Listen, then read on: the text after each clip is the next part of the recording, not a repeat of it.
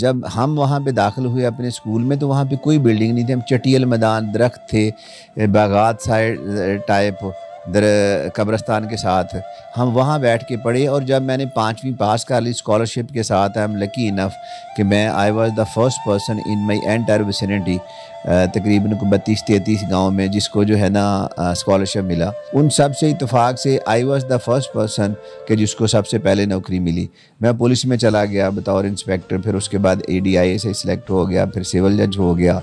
और हम चंद एक लोग थे जिनको एक वक्त में 2-2, 3-3 जॉब्स मिली थी। पायनियर वर्ल्ड न्यूज की वीडियोस देखने के लिए हमारा चैनल सब्सक्राइब करें और बेल आइकन पर क्लिक करें ताकि आपको हमारी हर वीडियो का नोटिफिकेशन मिल सके। शुक्रिया। अस्सलाम वालेकुम नाज़रीन, मैं हूं आपकी होस्ट अलकुमा मलिक और आप देख रहे हैं पायनियर वर्ल्ड न्यूज़। जैसा कि आप सब जानते हैं, रोज़ का एक नया टॉपिक और बड़े मशहूर बंदे मैं लेकर आती हूं। और आज मेरे साथ एक वकील मौजूद हैं जिन्होंने बाग में पढ़ाई स्टार्ट की थी और आज दुनिया के मशहूर वकला में उनका नाम आता है। आइए इनसे मुलाकात करते हैं। अस्सलाम वालेकुम। जी अस्सलाम वालेकुम।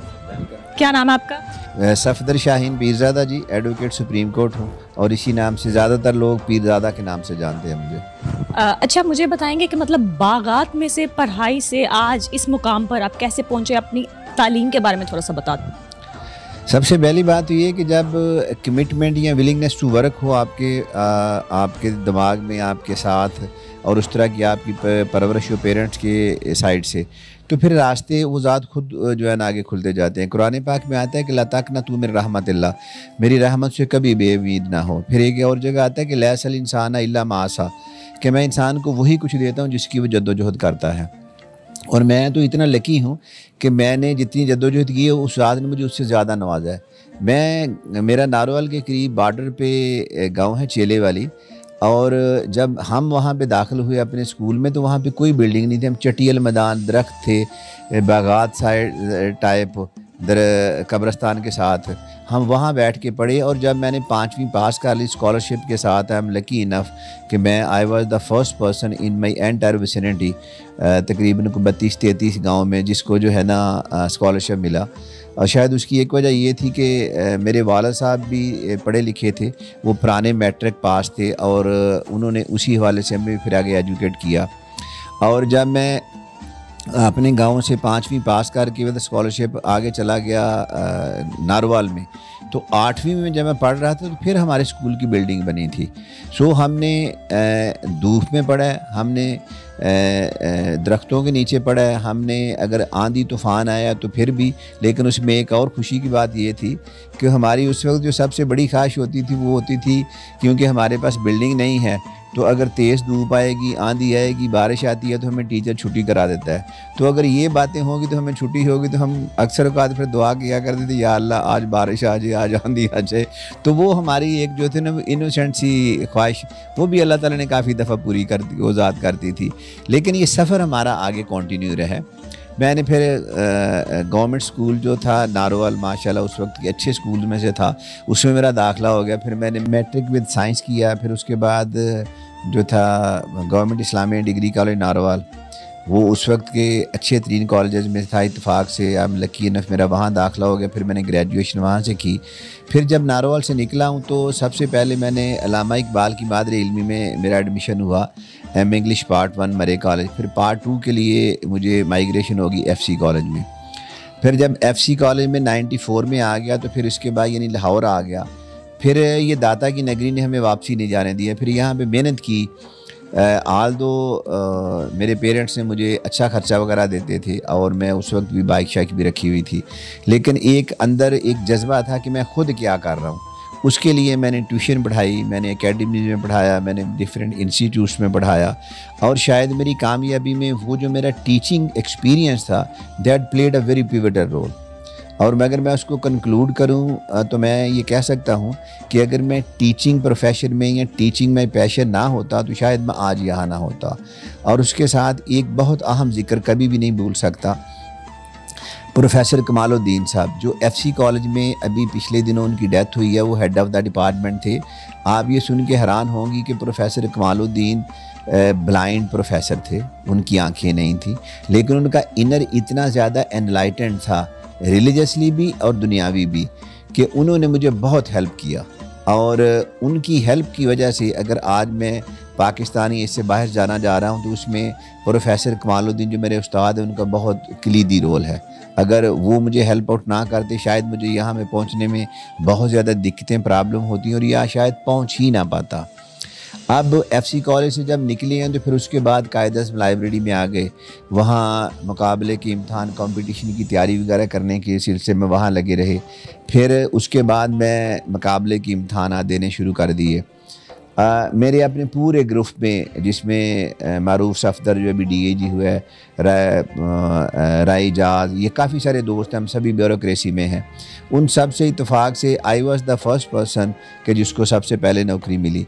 मैं पुलिस में चला गया बतौर इंस्पेक्टर, फिर उसके बाद ADIA से सिलेक्ट हो गया, फिर सिविल जज हो गया।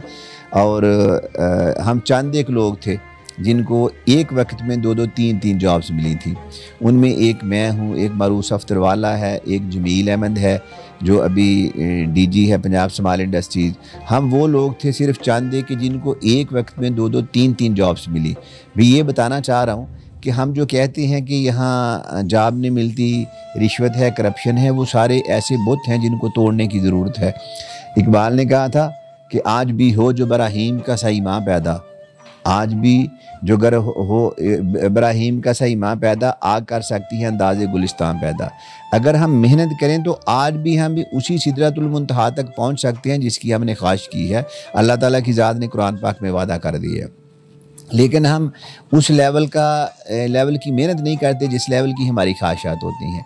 फिर मैं ये जॉब्स में मैंने देखा, जब मैं पुलिस में था तो मेरी कोई तनख्वाह थी कुछ 4-1 हज़ार के करीब, और जब मैंने आखिरी पे वसूल की बतौर सिविल जज तो वो तकरीबन 10,000 के करीब थी। लेकिन मैं उस वक्त भी मुतमईन था, लेकिन घर वालों से पैसे लेता था। जब मैं प्रोफेशन में आया हूँ तो मैंने इसके साथ फिर अपना पुराना जो ज़िंदगी का वतीरा था उसको अपनाया। मैंने पंजाब यूनिवर्सिटी लॉ कॉलेज पढ़ाया, मैंने पंजाब यूनिवर्सिटी IPIT डिपार्टमेंट पढ़ाया, मैंने कायदे लॉ कॉलेज पढ़ाया। यानी दूसरे लफ्ज़ों में डिटेल लंबी है कि मैं पाकिस्तान के तमाम अच्छे अदारों में पढ़ा चुका हूँ। फिर मैंने नेशनल पुलिस एकेडमी में वहाँ पे पढ़ाया 41, 42, 43 कॉमन्स ASPs SPs को। वो मेरा एक्सपीरियंस बड़ा अच्छा था, बड़ा रिच था, उसने मुझे आगे बढ़ने में मदद की। टीचिंग में इस हवाले से तमाम दोस्तों को कहूँगा आपकी वसादत से जो लोग देखें कि कोशिश करें टीचिंग को साइड टाइम पे ज़रूर कंटिन्यू करें। टीचिंग ऐसा पैशन है कि जो आपको आगे बढ़ने में मदद देता है, और आप इस डर से कि पता नहीं स्टूडेंट क्या पूछ लेगा आप ज़्यादा पढ़ के जाते हैं। मैं यहाँ पे वकालत में मुझे पता है कि जज साहब ने क्या क्या पूछना है, मुझे आइडिया होता है। जब आप 100-200 स्टूडेंट्स के सामने खड़े होकर लेक्चर दे रहे होते हैं, नोबडी नोज़ कि कौन सा स्टूडेंट किस लेवल का है, किस वॉल्यूम का है, कहाँ से बोलेगा, तो फिर आप बहुत ज़्यादा पढ़ के जाते हैं, आप अपने लेक्चर से बहुत अच्छी तैयारी करके जाते हैं, और उससे आपके अंदर की ग्रूमिंग, उससे आपकी डेवलपमेंट, उसके आपका आने वाला सफ़र, उसकी आपकी मंजिलें बहुत आसान हो जाती हैं। और इसका ये मतलब नहीं है कि मेरी ज़िंदगी में कभी प्रॉब्लम्स नहीं आई हैं। मैंने ज़िंदगी में प्रॉब्लम्स आई हैं, लेकिन मैंने ज़िंदगी में प्रॉब्लम्स को प्रॉब्लम समझा ही नहीं है। मैंने हमेशा ये समझा कि जैसे ओदम ने कहा था कि पत्थरों को ना हटा राह को हमवार ना कर, पत्थरों को ना हटा राह को हमवार ना कर, गर आसानियाँ हो ज़िंदगी दुश्वार हो जाए। मेरे नज़दीक अगर कोई आपके रास्ते की दीवार बनता है, कोई प्रॉब्लम आती है, तो यहाँ से आपकी नई उम्मीद निकलती है, वहाँ से नई उम्मीद की किरणें निकलनी है, वहाँ पे आपकी एबिलिटीज़ का पता चलना है, वहाँ पे आप थोड़ा हिम्मत से, ज़ोर से, कमिटमेंट के साथ अल्लाह ताला पे यकीन रख के आगे बढ़ेंगे तो अल्लाह ताला की ज़ात आपको ज़रूर हेल्प आउट करेगी। मेरी ज़िंदगी में बड़े प्रॉब्लम्स आते रहे हैं। ये मिसाल के तौर पे ये मैं जॉब्स की बात बताता हूँ कि जब MA इंग्लिश कंप्लीट कर लिया तो 3-4 साल पढ़ते रहे, जो एग्ज़ाम देते थे उसमें नाकामी होती थी। फिर एक वक्त ये आया कि जॉब्स की सिलेक्शन मसला बन गया। अच्छा सर, मुझे बताएंगे पढ़ाई के दौरान एजुकेशन लेते हुए आपको कितनी मुश्किलात का सामना करना पड़ा? यस, एजुकेशन के दौरान काफ़ी मुश्किलात का सामना करना पड़ा। जैसे मैंने आपको बताया कि हम जिस स्कूल में पढ़े वहाँ बिल्डिंग ही नहीं थी। अब ये आम कोई भी बच्चे को आप कहेंगे तो वो ये तसव्वुर नहीं कर पाएगा। आप किसी को कहेंगे स्कूल के बगैर, बिल्डिंग के बगैर पढ़ सकते हो, तो वो हैरान हो जाएगा। अब एक और मैं इंटरेस्टिंग चीज़ बताता हूँ जो हमारे यहाँ बदकिस्मती जो आज भी उतनी इम्पॉर्टेंट है, हमारे दौर में भी थी, कि हमें इंग्लिश बोलना नहीं आती। उसकी बेसिक वजह ये है कि जो हमारे उस्ताद इकराम हैं, जो टीचर्स हैं, बदकिस्मती है हमारी कि वो हमें इंग्लिश जो है वो फर्स्ट केजी से लेके बीए तक अंग्रेज़ी को पंजाबी में पढ़ाते हैं। और जब हम लाहौर आए हैं तो इधर आके हमें पता चला कि अंग्रेज़ी तो अंग्रेज़ी में पढ़ने से ही आएगी, अंग्रेज़ी उर्दू या पंजाबी में पढ़ने से तो नहीं आएगी। नतीजतन हमने यहाँ पे आके एमए इंग्लिश के बावजूद, अंग्रेज़ी बोलना नहीं आती थी, एमए इंग्लिश के बावजूद हमारा जो एक्सेंट था, जो सिंटेक्स था, जो सिमेंटेक्स था, जो उसका ग्रामर थी, वो बड़ी वीक थी। और इसीलिए हम मुकाबले के इम्तहान या बाकी जगहों पे नाकाम हो रहे थे। फिर वहाँ पे आके मुझे प्रोफेसर कमालुद्दीन ने हेल्प मी आउट। उन्होंने मुझे हुकअप किया कि ये चीज़ें ऐसे ही करनी हैं। और आप यकीन करें कि मैं आप तमाम व्यूअर्स के लिए ये बताना चाह रहा हूँ कि मैं फिर जिससे कह लेंगे शुरू से मुझसे वो रोज़ाना 1-2 पेजेस सुनते होते थे कि मेरे सामने खड़े होकर पढ़ो। तो मैं एमए करने के बाद उनके सामने अपने उस्ताद के सामने खड़ा होकर वो रीडिंग करता होता था, in order to make myself fluent, in order to correct my pronunciation. और ये प्रैक्टिस को 4-5 साल मैंने की, 1 दिन या 1 महीना नहीं। बड़ी मुश्किल से होता है चमन में दीदावर पैदा, फिर जाके ये हुआ है। और मैं उस पर आज भी मैं खुश हूँ। लेकिन मुझे आई एम लकी कि मुझे उस्ताद अच्छे मिल गए। हमारे यहाँ दूसरी प्रॉब्लम ये है कि हमारी सोसाइटी में 90% लोग जो है ना, उनकी नाकामी की ये वजह है कि वो उनकी ख्वाहिशत बड़ी होती है, मेहनत उतनी नहीं करते और जॉब मिलेगी टीचर की मिसाल ले लेते हैं।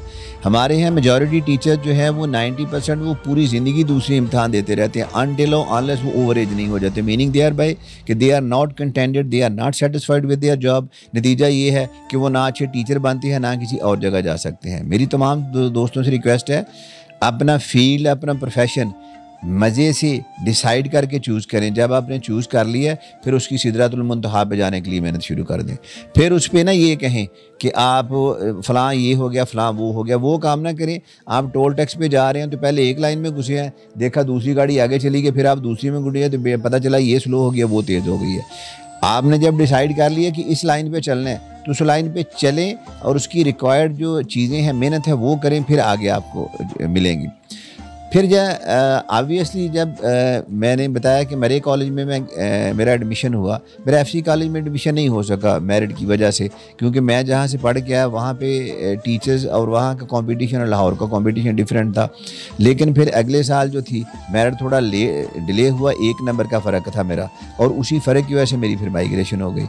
मैंने इसके अलावा यहाँ पे बड़ी बड़ी प्रॉब्लम मैंने देखी हैं। मैं आई मस्ट कन्फेस, अगर आज खुशहाली है तो इसके पीछे तपस्या भी थी, इसके पीछे बड़ी मेहनत थी। मैं अगर मुझे फाका करना पड़े मुझे उस पर भी प्रॉब्लम नहीं हुई। आप सुन के हैरान होंगी कि मैं फैसल टाउन कोठा पेंड रहता होता था, मैं वहाँ से एफसी कॉलेज कई दफ़ा पैदल आ जाता होता था। वो इन द सेंस कि अगर सम टाइम ऐसा हुआ कि मोटरसाइकिल किसी ने मांग ली है, वो ले गया, कोई बात नहीं।